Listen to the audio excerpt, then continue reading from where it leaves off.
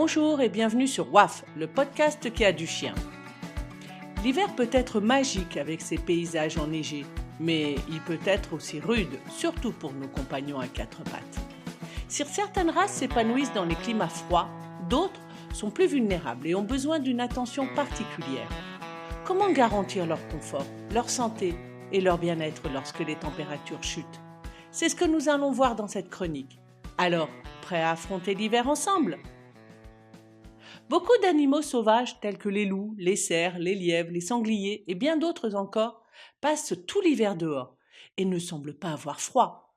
Ils ont une fourrure protectrice qui repousse efficacement le froid et l'humidité. Mais ce manteau protecteur naturel fonctionne-t-il aussi chez nos chiens? La domestication des chiens a permis aux meilleurs amis de l'homme de s'adapter de plus en plus à nos conditions de vie. La plupart des chiens étaient autrefois des chiens de travail, qui passaient toute leur vie à l'extérieur, dans la cour ou dans les pâturages. Aujourd'hui, ils vivent, pour la plupart, avec nous dans la maison, et tout comme nous, ils se sont habitués à l'air sec des habitations et au chauffage qui réchauffe l'intérieur en hiver. Tous les chiens ne réagissent pas de la même manière aux températures hivernales. Voici les principaux facteurs influençant leur tolérance au froid. Tout d'abord, la race et le pelage. Les chiens nordiques, comme les huskies, malamutes et groenlandais, que je connais très bien, ou bien encore les terre-neuves, les saint-bernard et d'autres races que l'on verra plus loin, possèdent un pelage double, avec un sous-poil dense qui les protège naturellement. À l'opposé, les races à poil ras, comme les chihuahuas, les lévriers, les basenjis, les dalmatiens, mais aussi des races plus exotiques, comme le chien nu chinois, le chien à crête, ou le chien nu mexicain, sont plus vulnérables. Attention également aux chiens fraîchement toilettés, je pense aux caniches, pichons, etc. Il y a aussi qui rentre en jeu la taille et le poids. Les chiens de petite taille ont plus de mal à conserver leur chaleur corporelle en raison de leur rapport surface-masse. Exception pour le Spitz, qui est un chien de petit gabarit mais venant du froid. De par ses origines, il est du coup tout à fait apte à résister à un froid normal. L'âge et la santé rentrent également en compte. Les chiots, les chiens seniors, les chiens malades, mais aussi les chiennes gestantes ont des mécanismes de régulation thermique, la thermorégulation, moins efficaces. Les maladies chroniques comme l'arthrose peuvent aussi s'aggraver avec le froid. Et un chien maigre, ainsi qu'un chien souffrant d'obésité, eh bien oui, il bouge moins et dépense donc moins de calories pour se réchauffer. Un chien maigre donc ou un chien souffrant d'obésité aura beaucoup plus de mal à lutter contre le froid qu'un chien en bonne condition physique. Pour ma part, je donne de la glucosamine et de la chondroïtine à Jessie qui souffre d'arthrose. Mais je ferai bientôt une chronique complète sur ce sujet. Le mode de vie rentre en compte. Il va de soi qu'un chien habitué à vivre ou à passer une partie de ses journées dehors est plus fortifié et a une capacité d'adaptation aux différentes conditions climatiques plus grande. Il va fabriquer du poil pour résister au froid. Tout cela plus qu'un chien vivant exclusivement en intérieur, excepté les promenades quotidiennes. À noter que comme nous, les chiens s'adaptent mieux à un froid sec que lorsque le froid s'accompagne d'humidité. Ils sont également sensibles au vent, qui accentue la sensation de froid. Avec une température corporelle de 38,5-39 degrés, le chien est de manière générale plus résistant au froid que ses humains. Ton chien ne se plaindra pas, mais si tu remarques les signes suivants, tremblement, pattes levées pour éviter le contact avec le sol glacé, posture recroquevillée, lenteur inhabituelle, désintérêt pour les jeux ou les sorties, ou encore une recherche active de la chaleur, ce sont des indices clairs qu'il a sûrement froid. N'attends pas, agis dès que ces comportements apparaissent pour assurer son confort. Mais quels sont les dangers du froid? En hiver, le chien doit affronter le froid et peut tomber malade. Cette saison représente un réel danger car la baisse des températures peut conduire à l'apparition de problèmes de santé graves. Voici les principaux dangers à surveiller. L'hypothermie, bien sûr. Quand la température corporelle descend en dessous de 38 degrés, le chien est en hypothermie. Ce mauvais état de santé se développe quand l'animal reste dans le froid, la neige et le gel pendant longtemps, mais également s'il souffre d'une maladie sous-jacente. L'hypothermie est un danger grave. Attention, car si la température corporelle descend en dessous de 36 degrés, il peut souffrir de ralentissements cardiaques, de tremblements intenses ou même d'un coma dans les cas graves. Des symptômes comme les muqueuses bleues, mal à respirer, léthargie, tremblements, pupilles dilatées peuvent accompagner la baisse de température corporelle du chien en cas d'hypothermie. Il est évident qu'il est vital de réchauffer le chien souffrant d'une hypothermie par une couverture chaude, le mettre à proximité d'une source de chaleur, bouillotte, et de consulter un vétérinaire si la température corporelle ne remonte pas. Un autre danger, ce sont les gelures. Les extrémités comme les oreilles, la queue et les coussinets sont particulièrement vulnérables. Les gelures se manifestent par une peau enflée, rouge, peau à vif ou noircie. Je conseille d'ailleurs vivement l'utilisation d'un baume protecteur ou le port de chaussons-chaussures spécialement conçus pour les chiens afin de protéger leurs coussinets du sel, de la neige et des surfaces glacées, tout en leur offrant une meilleure adhérence. Un autre danger, c'est les intoxications hivernales. Et oui, le sel de déneigement, utile pour la sécurité des routes, irrite les coussinets des chiens et peuvent provoquer des troubles digestifs graves s'il est ingéré. Des diarrhées, vomissements, douleurs abdominales ou même jusqu'à des lésions au niveau des reins et du pancréas. Donc, fais très attention que ton chien n'ingère pas de sel et qu'il ne se lèche pas les pattes durant ou en rentrant de promenade. Par ailleurs, attention à l'antigel, ce produit chimique qui est indispensable pour éviter aux moteurs de nos voitures de geler. Mais il est souvent accessible, il est extrêmement toxique et très dangereux, d'autant plus que son goût sucré attire nos chiens. En cas d'ingestion, évidemment, une consultation vétérinaire d'urgence est plus que conseillée. L'autre danger, ça peut être la réverbération. Et oui, la réverbération du soleil sur la neige peut être dangereuse pour ton chien. Afin d'éviter les conséquences sur sa peau, brûlure par exemple, tu peux utiliser une crème solaire spécialement conçue pour lui. Cette réverbération peut également engendrer des troubles oculaires chez le chien. Il est donc conseillé d'éviter de longues expositions sous le soleil ou d'opter pour le port d'un masque protecteur spécialement conçu pour les chiens, offrant une protection efficace contre les rayons UV. Mais il y a aussi la gastrite, gastro-entérite et le rhume. Lorsque ton chien réalise ses premières sorties sous la neige, il est souvent tout fou et super content de jouer avec elle. C'est à ce moment-là qu'il peut lui arriver de manger de la neige, alors fais attention qu'il n'en ingère pas de trop grandes quantités.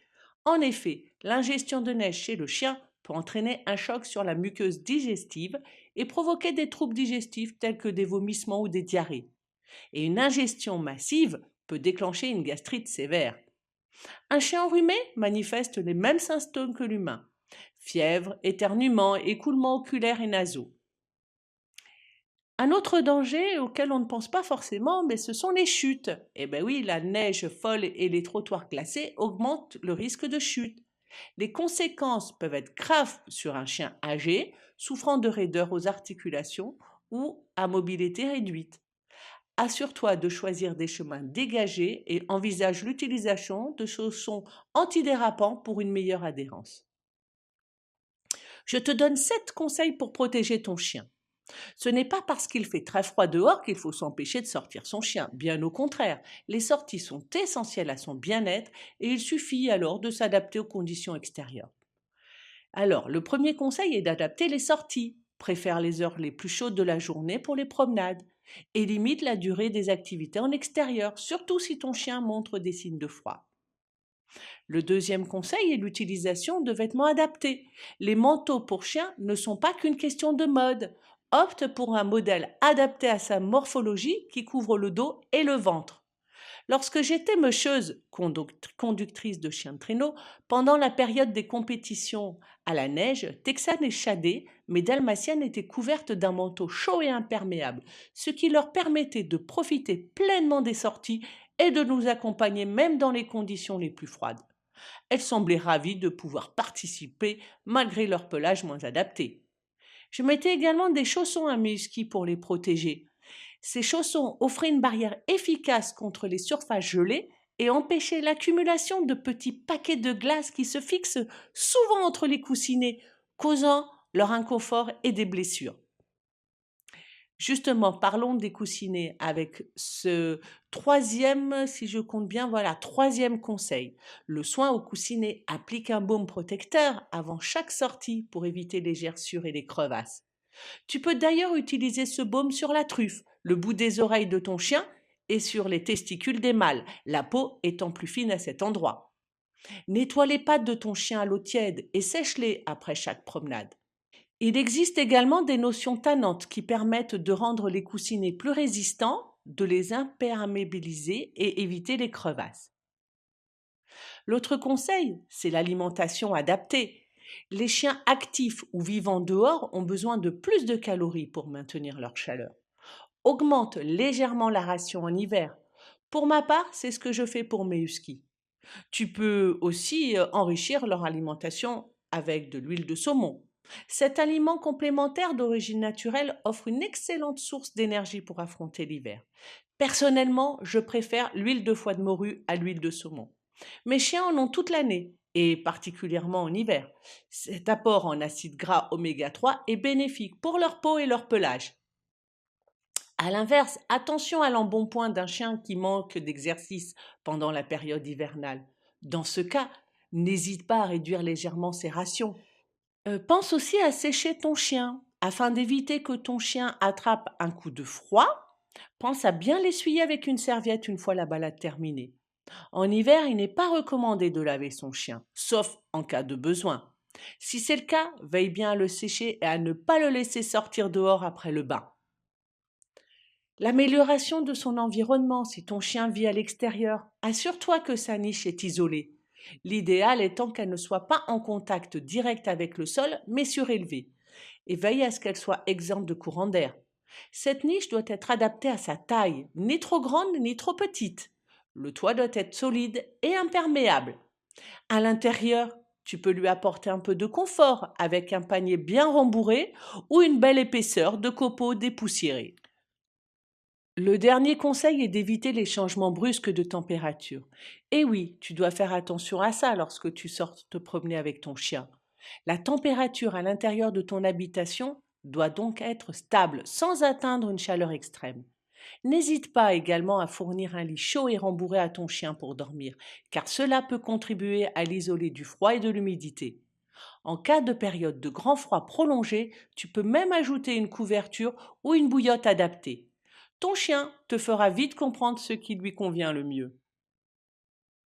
On va voir quelques races qui aiment le froid. La plupart des races de chiens sont plus résistantes au froid que les humains, car l'organisme d'un chien y est mieux adapté.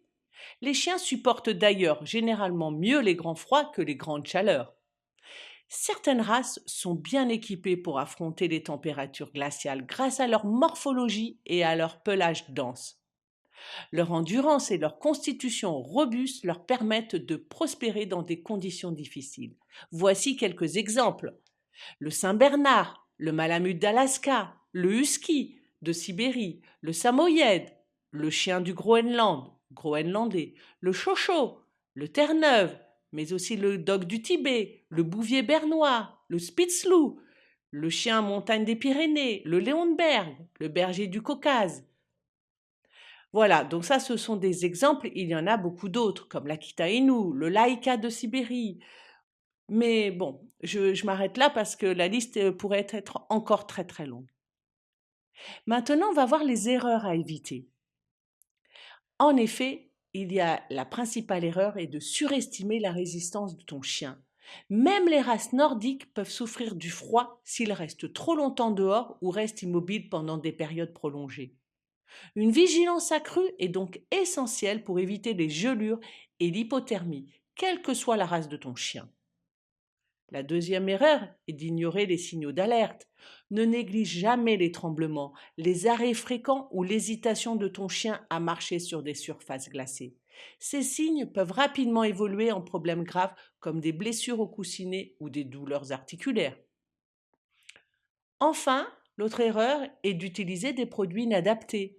Le sel ou les produits chimiques peuvent causer des irritations. Préfère des produits naturels, comme le sable, pour déneiger ou dégeler tes allées. Enfin, la dernière erreur est de négliger le pelage de ton chien. Et oui, le pelage de ton chien est sa première barrière naturelle contre le froid.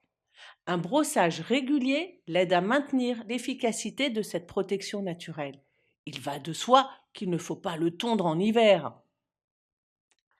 Quelles sont les activités hivernales à partager avec ton chien? Qu'il s'agisse de moments de jeu ou de défis sportifs, l'hiver offre une multitude de possibilités pour passer du temps de qualité avec ton chien. L'occasion parfaite pour renforcer vos liens tout en profitant de la beauté des paysages plus ou moins enneigés.